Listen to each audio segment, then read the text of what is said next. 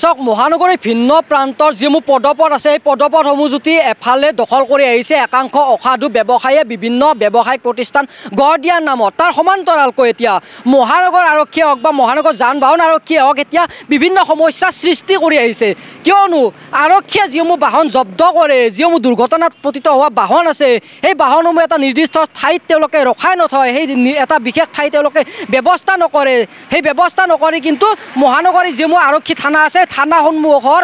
সন্মুখ ভাগতে আচলতে যধে মধে পেলাই থৈ দিয়ে যাৰ ফলত বিভিন্ন সময়ত যিসমূহ পথ আছে এই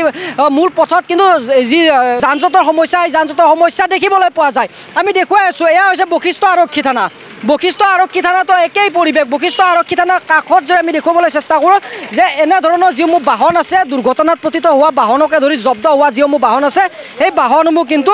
যি মূল পথ আছে মূল পথৰ কাষতে এনেধৰণে দীৰ্ঘদিন ধৰি পেলাই থৈ দিছে যধে মধে তাৰ সমান্তৰালকৈ আমি মূল পথৰ দৃশ্য দেখুৱাম মূল যি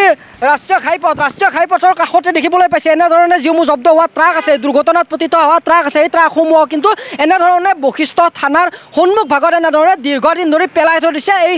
যিসমূহ বাহন আছে এই বাহনসমূহ এটা ঠাইলৈ লৈ যোৱা নাই য'ত একেলগে সেই জব্দ হোৱা বা দুৰ্ঘটনাত পতিত হোৱা বাহনকো ৰাখিব এক প্ৰকাৰ যেন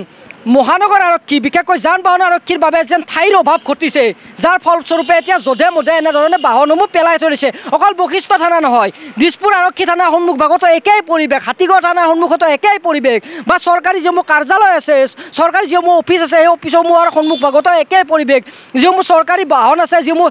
বেয়া হৈ গৈছে বেয়া হৈ যোৱা বাহনসমূহ কিন্তু যধে মধে পেলাই থৈ দিছে আচলতে এই বাহনসমূহ এটা বিশেষ ঠাইলৈ লৈ গৈ তেওঁলোকে কেতিয়া ৰখাৰ ব্যৱস্থা কৰিব কেতিয়া যানমুক্ত কৰাৰ ব্যৱস্থা কৰিব সেয়া কিন্তু ডাঙৰ প্ৰশ্ন আমি মহানগৰীৰ ভিন্ন প্ৰান্তৰ দৃশ্য দেখুৱাম আমি হাতীগাঁও থানা সন্মুখ ভাগৰ দৃশ্য দেখুৱাম আমি দিছপুৰ আৰক্ষী থানাৰ সন্মুখ ভাগৰ দৃশ্য দেখুৱাম বৰ্তমান আমি দেখুৱাই আছোঁ বশিষ্ঠ থানাৰ এই সন্মুখ ভাগৰ দৃশ্য এনেধৰণে বাহনসমূহ পেলাই থৈ দিছে যধে মধে যাৰ ফলত বিভিন্ন সমস্যাৰ সৃষ্টি হৈছে এই বাহনসমূহ এদিন দুদিন নহয় মাহ বছৰ ধৰি এনেধৰণে পৰি আছে যিসমূহ দুৰ্ঘটনাত পতিত হোৱা বাহন আছে যিসমূহ জব্দ হোৱা বাহন আছে এই বাহনসমূহ এনেধৰণে পেলাই থৈ দিছে ক'লৈ তেওঁলোকে এটা নিৰ্দিষ্ট ঠাইলৈ লৈ যোৱাৰ ব্যৱস্থা কৰা নাই যাৰ ফলস্বৰূপে এনেধৰণে পৰি আছে কেতিয়া আচলতে এই যান বাহন আৰক্ষীয়ে সাৰ পাব কেতিয়া মহানগৰ আৰক্ষীয়ে সাৰ পাব কেতিয়া তেওঁলোকৰ চকু খোল খাব বা এটা ঠাই তেওঁলোকে ব্যৱস্থা কৰিব য'ত জব্দ হোৱা বাহনসমূহ ৰাখিব য'ত দুৰ্ঘটনাত পতিত হোৱা বাহনসমূহ ৰাখিব সেয়াও এক কিন্তু ডাঙৰ প্ৰশ্ন নমস্কাৰ মই অজয় ফুকন আৰু এইখিনিতে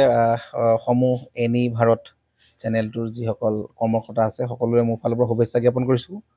অসমৰ আচলতে সংবাদ জগতত নতুনকৈ আচলতে এটি আত্মপ্ৰকাশ ঘটিছে আমাৰ নিউজ চেনেল এনি ভাৰত আৰু এনি ভাৰতৰ এটা খুব ধুনীয়া এটা অনুষ্ঠান হ'বলৈ গৈ আছে সকলোৱে জানে আমাৰ সকলোৰে মৰমৰ হাৰ্টথ্ৰব জুবিন গাৰ্গৰ গানে কি আনে আচলতে জুবিন দাৰ সেই গীতৰ আধাৰত আমাৰ হিৰুদাই লিখা সেই গীতটি গানে কি আনে এই গানে কি আনে নামৰ এটি তেওঁলোকে সাংগীতিক ৰিয়েলিটি শ্ব' কৰিবলৈ গৈ আছে আৰু 15 আগষ্টৰ পৰা গোটেই আৰম্ভ হ'ব প্ৰথম অডিশ্যন অসমৰ ধেমাজি জিলাত আৰম্ভ কৰিব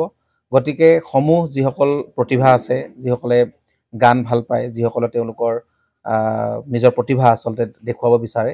এই ৰিয়েলিটি শ্ব'ত গানে কি আনে এই প্ৰতিযোগিতাত অংশগ্ৰহণ কৰক আৰু খুব ধুনীয়া আপোনালোকে সুবৰ্ণ সুযোগ লাভ কৰিব লগতে ইয়াতে পুৰস্কাৰ আছেই বিভিন্ন ধৰণৰ উপহাৰো আপোনালোকে লাভ কৰিব আৰু লগতে এগৰাকী প্ৰতিষ্ঠিত আচলতে এগৰাকী শিল্পী হিচাপে অসমৰ